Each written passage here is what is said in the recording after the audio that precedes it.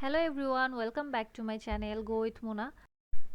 City লাইফের সব noise থেকে একটু এস্কেপ নিতে আজকে চলে এসেছি ঢাকার মিরপুরের তুরাগ নদীর পাড়ে।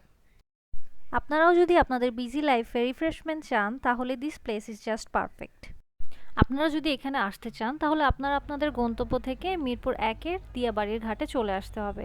এখান থেকে আপনারা ট্রলার অথবা বোট বা নৌকা যে কোনো একটি নিতে পারেন। ট্রলার ভাড়া ছিল প্রতিজন 40 টাকা করে। এই মুহূর্তে আমরা ট্রলারে উঠেছি, চারপাশে শুধু নদী, বাতাস আর একদম ফ্রেশ ফিলিং। ঢাকার ভেতরে থেকেও এমন শান্ত জায়গা আছে অনেস্টলি অনেকেই জানে না। ইচ্ছে করেই আজকে বিকেলবেলায় নদীপথে বের হয়েছি, কারণ সন্ধ্যার আলোয় বোট জার্নিটার মজাই আলাদা। শহরের কোলাহল যেন একটু একটু করে পেছনে পড়ে যাচ্ছে। বিকেলের আলো নামতেই চারপাশে নদীর উপকূলটা ধীরে ধীরে বদলে যেতে থাকে। সূর্যের নরম কমলা আলো পানির উপর পড়ে চিকচিক করছে। এই সময়টা খুব স্পেশাল, দিন আর রাতের মাঝের একটা সুন্দর মুহূর্ত, যেটা নৌকার উপর বসে উপভোগ করলে সব ক্লান্তি একটু একটু করে মিলিয়ে যায়।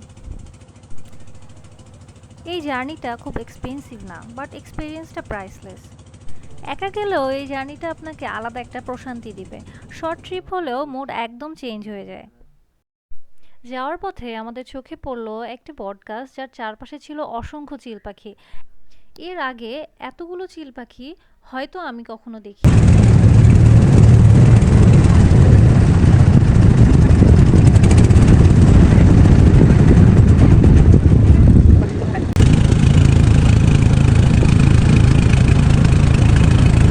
আপনারা যদি গোলাপগ্রামে যেতে চান, আপনারা কিন্তু এই পথ ধরেই গোলাপগ্রামে যেতে পারেন, কারণ আমাদের এই বোটের গন্তব্যই ছিল গোলাপগ্রাম। কিন্তু আজকে আমাদের উদ্দেশ্যই ছিল শুধুমাত্র বোট জার্নি, তাই আমাদের আর গোলাপগ্রাম ঘুরে দেখা হয়নি।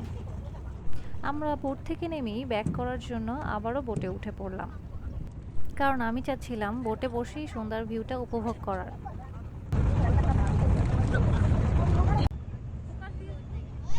So friends, this is my Mirpur Turag নদী বোট জার্নি। আপনাদের যদি সিটি রাশ থেকে একটু ব্রেক দরকার হয়, I highly recommend this place. ভিডিওটা ভালো লাগলে লাইক, কমেন্ট অ্যান্ড সাবস্ক্রাইব করতে ভুলবেন না। আর বলো তো নেক্সট ব্লগ কোথায় দেখতে চাও? Until then, go with Muna.